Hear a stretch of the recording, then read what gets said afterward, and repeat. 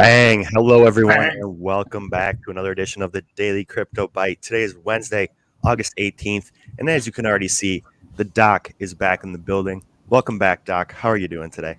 Feeling good, guys. These two guys know that I had dental surgery yesterday. That's why I couldn't be with you guys. I had a board meeting Monday, dental surgery yesterday, but you can't even tell which side it was done on. Hats off to you, Dr. Nolan Levine.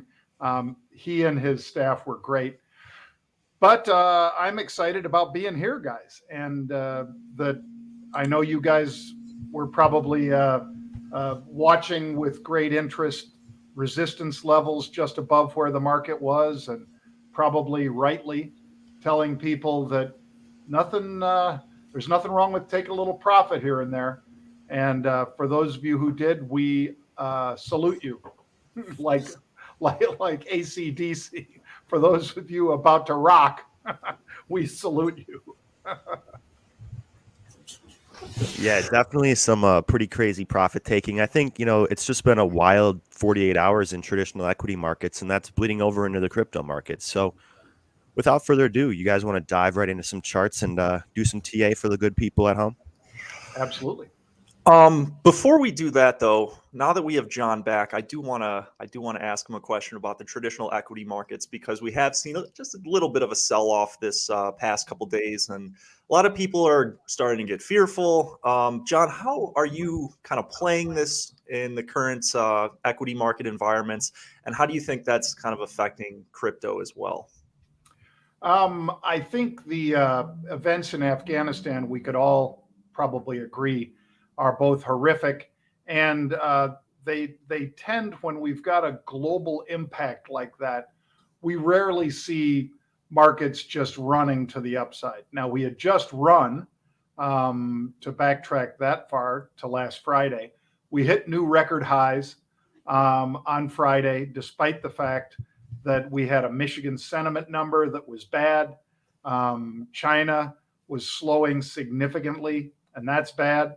And they have a zero tolerance policy in China, much like Australia for COVID, which means if one person tests positive, they shut down that factory. And, it's sort of unknown how long they shut down for. Is it 3 days? Is it 5 days? It's not 2 weeks. But nonetheless, all of that both plays into the market psychology. That's why I'm pointing to my head. Psychology, as well as actually goods and services that are being produced in an area like China. So again, Michigan sentiment lowest since 2011. That's a long time. 10-year period that this is the lowest reading for sentiment. And a lot of that is, quite frankly, I'm sure when people were polled, they got CJ, they gave the poller an opinion that, hey, I'm feeling it. I'm feeling the inflation that the Fed says isn't really there. They keep telling us if you take out food and energy, it's less than 1%. And they're like, but I use energy and I eat food.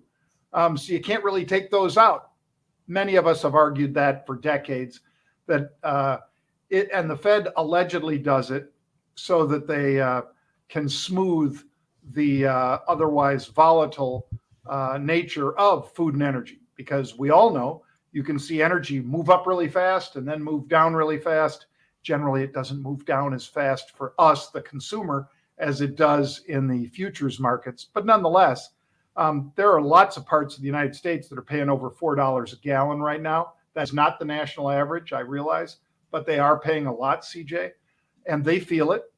And if you're buying chicken, steak, lunch meat, whatever you're buying, chances are they're luring you in with, as supermarkets have always done, with milk for $2.49 a gallon, or get a 3-pack of LaCroix sparkling water for $9 instead of the usual $12 or whatever. They lure you in with that, but then you do those, purchases that aren't so heavily discounted, and you get to the register and you go, wow, that's a lot more than I used to spend.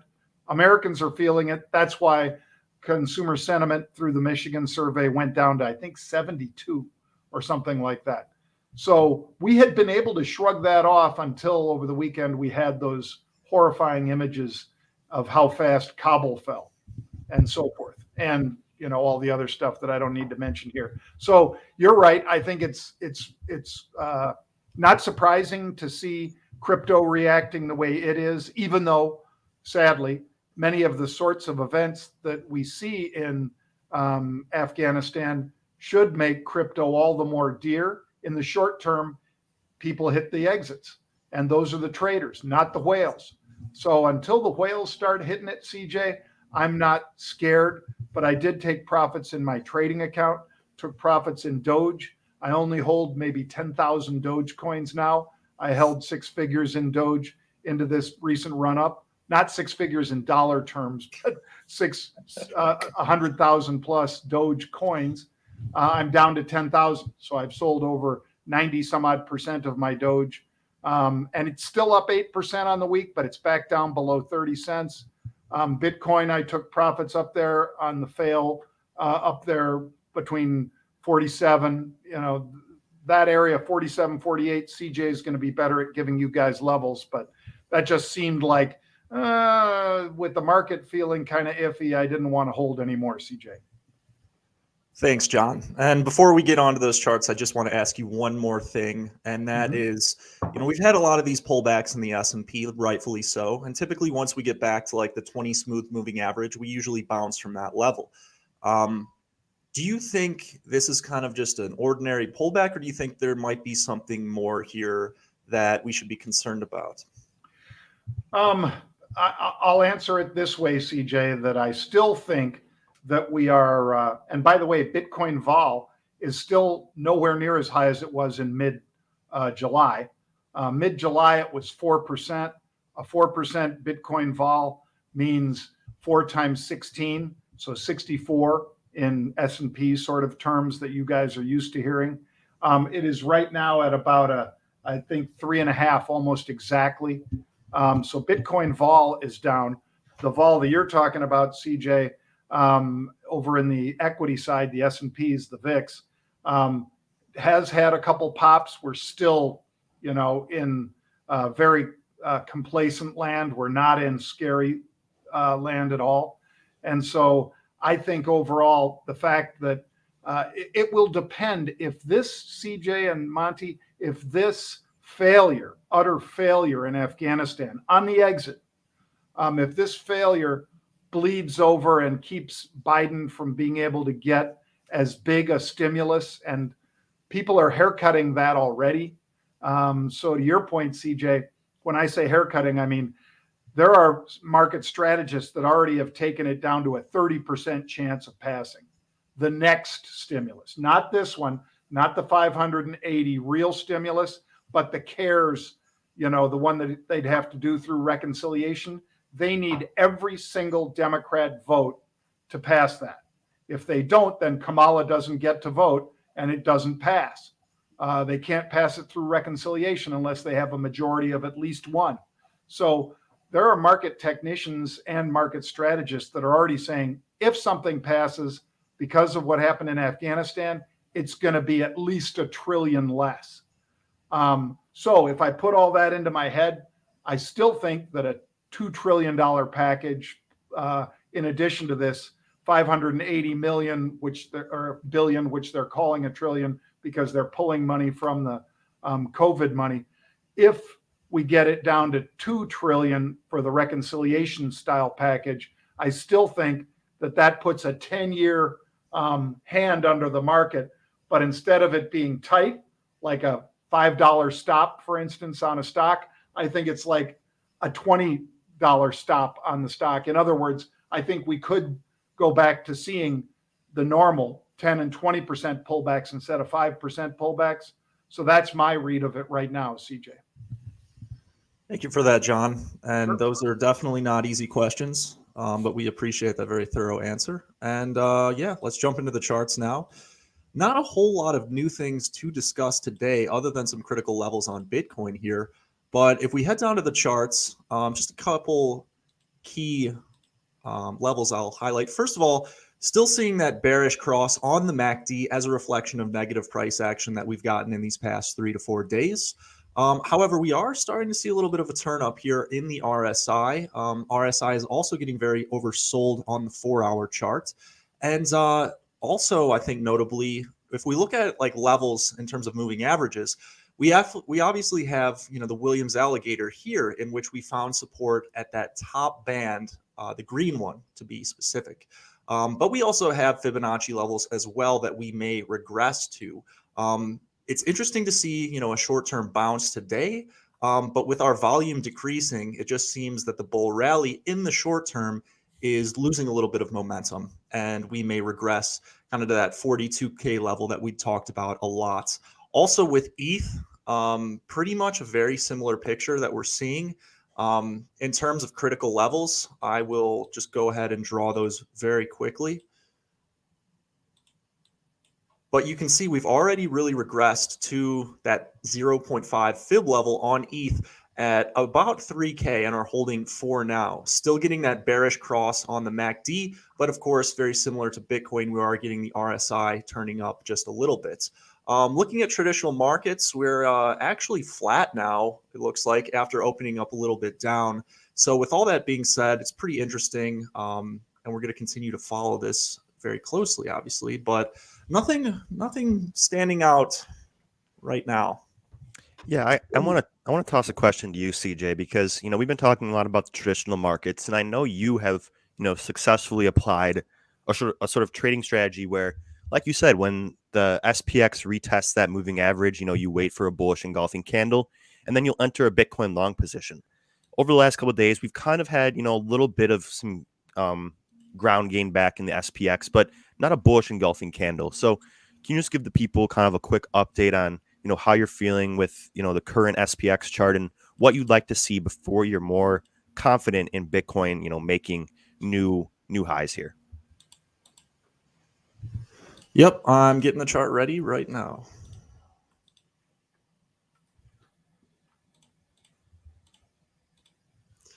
Okay, so here's the S&P, or SPX to be specific. And like what we were talking about earlier with John, each time we have this 20 smooth moving average and we kind of regress to it, anytime we get a bullish engulfing candle off of that level, we typically rally to new all-time highs. I mean, we saw it 3 times, even going back to May. The thing that I think is a little bit concerning from a macro view is just the fact that this rally is kind of slowing in momentum. But I think that's kind of because we haven't had a catalyst. There's been a lot of fear when it comes to a lot of the items that John was talking about in the last couple months earlier. And, the Delta variant rising. We've talked a lot about how Tom Lee sees a potential peak in that coming up, and how if we have kind of reduced fear on that concept, we might continue to rally to new highs in the S&P and see what he called kind of an everything rally. The fact that we're not at this level yet, but the trend has been hurt a little bit, is interesting. Doesn't mean we have to go back to this level, but it has been a very common target previously in which we retrace to. And that's not just for the S&P, that also goes for the Dow and some other indices as well. Interesting stuff. Thank you very much, CJ. And Bill Parker in the chat makes a great point here. Love the resilience of ADA, Luna, and Sol. We're talking kind of in generalities here, but a lot of assets have shown strength even amidst, a general market sell-off, some tremendous strength as well. So curious to see, did you guys pick any doges of the day today? Yes, sir. CJ? Oh, yeah, I did. Pretty much the same as yesterday, but I'd like to let John go first. Yeah, let's see what you got, Doc. AXS. I know Axie Infinity is one that you guys have talked about, so I'm not claiming to own this one at all. I mean, own it as in that I found it. You guys found it, but I agreed with you. And we had a nice, let's see, where was it yesterday? Yesterday, guys, because I had traded this one on your guys' recommendation in the 64-ish range. Yesterday, it got to, let me see, looks like 81, maybe 82. So that was a heck of a great trade by you guys. And again, I'm sorry that I don't remember which one of you did it most recently. But now, today, the volume's starting to turn up, and we're talking about a $70 coin now. I kind of like that. The volume has dropped off in the last 24 hours. It leading into the big rally yesterday, the volume, guys, had been, where was that? Sorry. The volume had been about 895,000. Yesterday, during the peak of the run up, over the last 24 hours that carried it to 82, it had been almost 4 times that, maybe a full 4 times that. It was like 3.5 billion in volume in a 24-hour period. It has dropped down now to 2.2 billion. I'd like to see a turn up in volume, but boy, that's a nice little quick, snap in 24 hours for AXS. So keep your eye on that one. That would be my Doge of the day.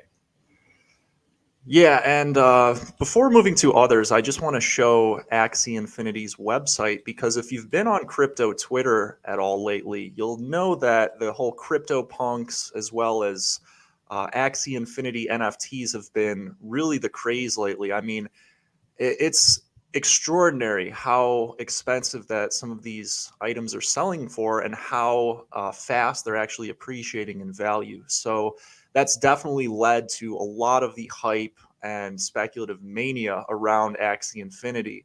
But I mean, it's really interesting how we're seeing bubbles go to new all-time highs, like Luna, Solana, and of course Axie Infinity, despite the fact, Bitcoin has not returned to its all-time high yet. But with that being said, Monty, would you like to pick a Doge of the day today? Sure thing, CJ. Yeah, so one thing you guys have probably noticed, I'm going to talk about an asset I've already talked about a lot this week, and that's DOT. But a lot of you have probably noticed, by now, I like to trade assets based on kind of like divergences within the market. So I published a trade insight on DOT earlier in the week. I exited my position as I advised most to do at 26.50, as that was about where the 20-period smooth moving average was. It was a longer trade, so the entry was back here on August 4th. But a lot of people ask me, Monty, this thing is showing tremendous strength. Should we, keep riding it, or should we exit? I like to exit around moving averages, and now I'm taking a look at the 4-hour chart, because I think that, combining both the candlesticks and the moving average strategy here, paints a pretty clear picture for how DOT is looking different than a lot of the other assets in the space here. So we're getting a bullish engulfing candle, very nice bounce off this 20-period smooth moving average, which is held up, consistently this month on the 4-hour chart. And now compare this with a similar market cap asset like Aave, showing a very similar candle formation, but because of the fact that it's, negatively diverged from this moving average, I think it may hit some resistance here when trying to break to the upside. Now, going back to DOT, it's already above this moving average, bouncing off it, and, it's basically running up to this previous lower high here. That is the next level of resistance for DOT. So just the fact that it's been able to stay above this 20 smooth moving average, putting this bullish engulfing candle, to me has been an encouraging sign. A lot of the rest of the market, it's not just Aave. You can look across the board. You'll find a lot of assets that have, fallen below this 20-period smooth moving average and are now putting in a bullish engulfing candle. So look for assets that have remained above it, because not only does that give you more support to the downside, but it also gives you less resistance to the upside. So I'm looking at DOT today, just given the technical formation, and I think that it could potentially, come back up to retest this level here at about 27.50. So once again, DOT is my Doge of the day. Well, Thank keep you for in that, mind, Mon. folks. Sorry. Keep in mind, didn't mean to cut you off, CJ, that Voyager, our friends at Voyager are the sponsor of this show. We appreciate their support. We loved the competition this weekend that CJ and Monty were chronicling in their social media posts. And tip of the hat to Voyager for passing 100,000 followers now, guys. Voyager has officially got now more than 100,000 followers on its Twitter account. Let's see. Yep. So if you go to Invest Voyager, you can follow them on Twitter as well. They put out great information. They are not just some lame crypto that just says, hey, Bitcoin's up 2%. They put out interesting information. If you go to Invest Voyager on Twitter, you can follow them. And if you decide to open an account there and you enter Rebel25 in the promo box on Voyager, you get $25 in Bitcoin just for doing that. You don't have to fund or transfer in Bitcoin from another account. I've heard a lot of crypto brokers that say, oh, we'll give you $100 in Bitcoin. Yeah, for transferring in $1,000 in Bitcoin or whatever. If you've never traded before, you don't have $1,000 in Bitcoin. So if you'd like to trade for free, if you'd like to trade 60 plus digital assets on one of the best mobile platforms in the biz, go to Voyager Digital and tell them that you heard about the show here by typing in Rebel25 and you get $25 in Bitcoin. Absolutely. CJ, you want to close us out here with your Doge of the day today? Yes, sir. And let me just preface this by saying that all of these parabolic assets that we've been talking about, an entry right now is very high risk, right? When you're entering at the tail end of a parabola. So this is going to be with a very tight stop loss. And I'm going to try to treat this as if I was already in. Perhaps some of you have already been in this asset as well. But the way that I like to make sure that I limit risk in particular trades from a technical perspective is with Bollinger Bands and on parabolic increases using the outer upper band as a trailing stop. And so, for instance, if we were to close below that top outer band, mentioned this yesterday in the stream as well, but that would ultimately be the exit. And you could see that with one standard deviation, that would have been pretty effective, especially here at the top as well. But right now, we've gone so parabolic that we're actually very far above the one standard deviation upper Bollinger Band. So what I like to do is kind of fit it to the trend and make it a two standard deviation.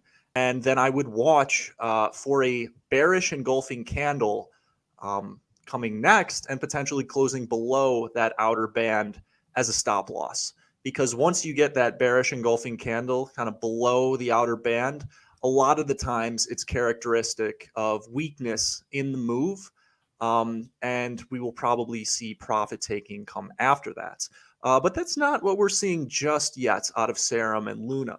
And a lot of those in the Solana ecosystem. I would definitely watch the Solana ecosystem, maybe after a correction with some of those assets that have gone absolutely parabolic. I'm going to be looking to pick some of them up as well, maybe if we get some cheaper prices in the next week or two. But checking out volume here, we are still seeing drastically above average volume, which is good. Just be careful if you decide to enter this trade. I think it's always important to know where your stop loss is before you enter or have some type of concrete strategy to be disciplined by. But with that being said, that's what I'll leave it with. And back to you, gents. Thank you very much, CJ. Like I said yesterday, I really do like that trading strategy. Great for those assets that are just hockey sticking right now and kind of takes the emotion out of it. So like to see that. Let's see. I do want to just quickly address one thing. Aaron Hayden, I see you in here every day asking about Bitfarms. Today, we have a webinar with AJ Monty at market close, so 3 p.m. Central. We'll be talking about not just crypto. We'll talk about, crypto-related equities as well. So definitely, head over and register for this webinar if you haven't yet. Like we pointed out earlier, you can sign up for Market Rebellion for just $1. I'm going to go ahead and post this link in the chat. So anyone that's interested in that webinar can go ahead and sign up because we will just go ahead and answer any questions. AJ will do TA on all your favorite assets and more. So definitely check that out if you have not already. But I think that's all we got for today. Thank you guys so much for watching, and we'll be back tomorrow with another episode of the Daily Crypto Byte. So take care. Have a great rest of your day. Bye-bye. Thank you.